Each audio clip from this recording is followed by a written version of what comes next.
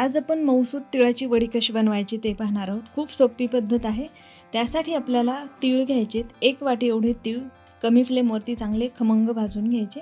तीळ चांगले भाजल्यानंतर आपल्याला गार करायचे आणि थोडे तीळ तसेच ठेवायचे, बाकीचे तीळ मिक्सरमधून बारीक करायचे। यामध्येच थोडंसं भाजलेले शेंगदाण्याचं कूट घालायचं।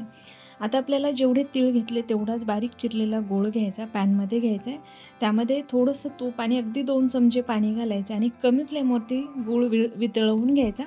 गुळाला असा फेस यायला लागला किंवा तो एकदम हलका झाला, त्यामध्ये हे तिळाचं कूट घालायचे। कमी फ्लेमवरती याला छान असं परतून घ्यायचं। मिश्रण छान एकजीव झालं की तूप लावलेल्या ताटामध्ये हे मिश्रण काढायचे आणि पटकन आपल्याला हे गरम असतानाच थापून घ्यायचं। मिश्रण व्यवस्थित थापलं गेलं की 10 मिनटं तसंच ठेवायचे आणि हलकंसं गरम असतानाच याला आपल्याला अशा पद्धतीने याच्या वड्या पाडून घ्यायच्या आणि पुन्हा हे सेट होण्यासाठी ठेवायचे। तर बघू शकता काही वेळानंतर हे मस्त सेट झालेले आणि अगदी मऊसूत अशी मस्त आपली तिळाची वडी इथे तयार झालेली आहे।